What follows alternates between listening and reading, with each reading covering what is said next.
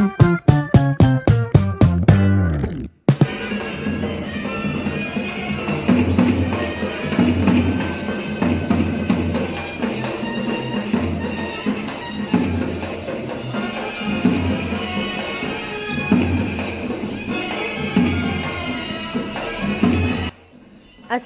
আলাইকুম, welcome back to Tasnim's world.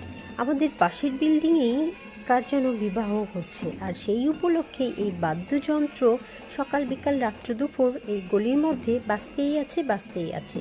ছুটির দিনটা এই বাদ্যযন্ত্র শোনার মধ্যেই আছি মোটামুটি।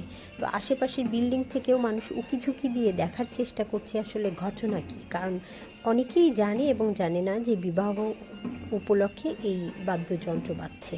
তা আমিও একটু ভিডিও করে নিলাম এই সুযোগে।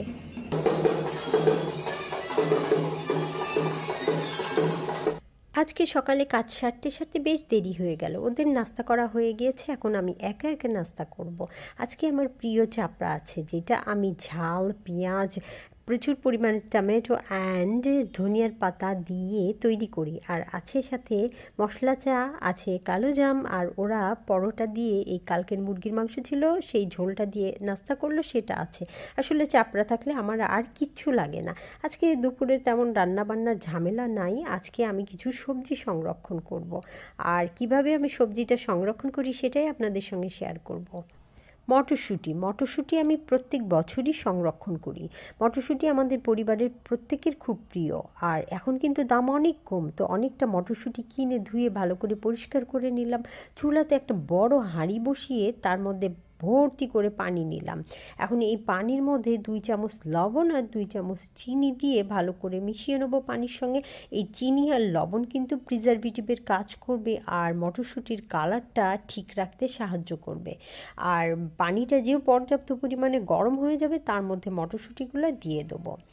ঘড়ি ধরে ঠিক 2 মিনিট ফুটাই নেব মটরশুঁটিগুলো। হ্যাঁ, বেশিও না কম না, ঠিক 2 মিনিট। বেশি সিদ্ধ করলে কিন্তু মটরশুঁটির কালারটা নষ্ট হয়ে যাবে। অপরদিকে একটা গামলাতে কিছু বরফ কুচি নিয়ে নেব। আমার কাছে এই সাইজই গামলা ছিল, বড় গামলা ছিল না। দেখেন মটরশুঁটিগুলা বেশ ফুটে উঠেছে আর 2 মিনিটও হয়ে গিয়েছে। তো মটরশুঁটিগুলো এখন তুলে ওই বরফ পানিতে দিয়ে দেবো। তো যেহেতু একবারে গামলাতে আটবে না, কাজেই আমি 2-3 বারে মটরশুঁটিগুলা এখানে দিয়ে বরফ পানিতে দিয়ে ঠান্ডা করে নেব আর কি। এতে হবে কি, মটরশুঁটির সিদ্ধ হওয়াটা রোধ হবে আর কালারটাও ঠিক থাকবে। বরফ পানিতেও ঠিক 2 মিনিটই রেখে দেবো মটরশুঁটিগুলাকে। 2 মিনিট পরে বরফ পানি থেকে তুলে মটরশুঁটিগুলো একটা ছাঁকনিতে ভালোভাবে পানিটা ছেঁকে নেব, যাতে কোনো প্রকার পানি না থাকে। যেহেতু এটা সংরক্ষণ করব, তো তারপরে পানি ভালোভাবে ঝরে গেলে এগুলোকে জিপলক ব্যাগে করে রেখে দেবো ডিপ ফ্রিজে। এভাবে প্রায় 1 বছর পর্যন্ত অনায়াসে মটরশুঁটি সংরক্ষণ করা যায় ইনশাআল্লাহ। আল্লাহ না চাইলে এটা নষ্ট হবে না। এর স্বাদ, গন্ধ এবং রং একদম এমনটাই থাকবে। আমি যেভাবে সংরক্ষণ করলাম সেভাবে যদি সংরক্ষণ করে রাখা যায়।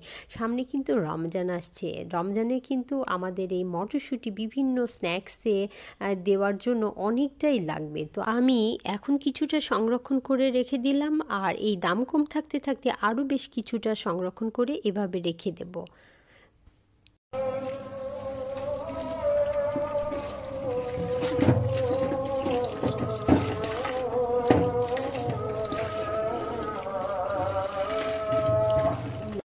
দুপুরের আজান পড়ে গেল। আমার বাসায় কিন্তু ক্যাপসিকামও সারা বছরই লাগে। বিশেষ করে চিলি চিকেন আমার কাশপি খুব পছন্দ করে, ওর মধ্যে তো দেয়াই লাগে। আর তারপরে পাস্তা, পিৎজা, তারপরে chicken roll, samosa, spring roll, এই সব স্ন্যাক্সেও আমি এই ক্যাপসিকাম দিই। তো তুলনামূলক এখন কিন্তু এই ক্যাপসিকামের দাম একটু কম। এই জন্য এই সময়টা আমি বেশ কিছুটা ক্যাপসিকাম কিনে ডিপ ফ্রিজে সংরক্ষণ করি। তো ক্যাপসিকাম প্রথমে ধুয়ে ভালো করে পরিষ্কার করে নিলাম, তারপরে একটা টিস্যু পেপার দিয়ে একদম শুকনো করে মুছে নেব। এরপরে বড় বড় টুকরা করে আমি জিপলক ব্যাগে করে আমি ডিপ ফ্রিজে রেখে দিই। বড় বড় টুকরা এই কারণেই করি, আমার যখন যেটাতে প্রয়োজন হয় তো সেটাতে আমি সেভাবে কেটে নিই পরবর্তীতে।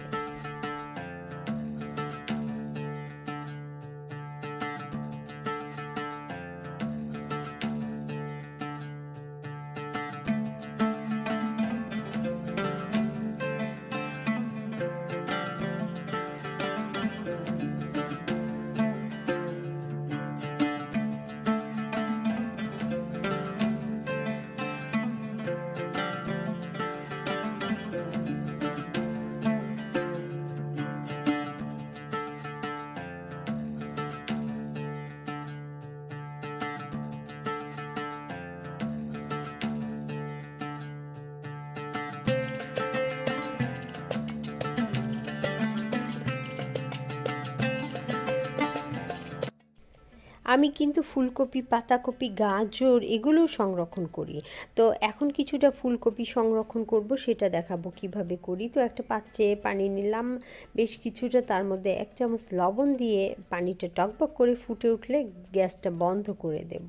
এখন এই ফুটন্ত পানির মধ্যে ফুলকপিগুলা ভিজিয়ে রাখবো 10 থেকে 15 মিনিট। এতে হবে কি, ফুলকপির ভাজে অনেক সময় পোকা থাকে যেগুলো আমরা খালি চোখে দেখতে পারি না, আবার নর্মাল পানি দিয়ে ধুলেও যেতে চায় না। তো এই গরম পানিতে চুবাই রাখলে ফুলকপিগুলা অনায়াসে পোকাটা বের হয়ে যাবে। 10-15 মিনিট হয়ে গেলে ফুলকপিগুলোকে এখন ওই কাঁচির মধ্যে নিয়ে পানিটা ঝরাই নেব ভালোভাবে, তারপরে একটা বক্সে টিস্যু পেরে নেব। এখন ফুলকপিগুলোকে বক্সের মধ্যে রেখে বক্সের মুখটা ভালো করে আটকে দেব এবং নর্মাল ফ্রিজে এভাবেই রেখে দেবো প্রায় 2 সপ্তাহ পর্যন্ত। নর্মাল ফ্রিজে, কিন্তু ডিপ ফ্রিজে না। আর সবচেয়ে বড় কথা কি, টাটকা খাবারের স্বাদ গন্ধ মানের সঙ্গে কোনো কিছুর কিন্তু তুলনা হয় না, এটা মানতেই হবে। এগুলো আমরা করি বাধ্য হয়ে, ব্যস্ত জীবনের এগুলো আসলে বাধ্য হয়েই করা লাগে।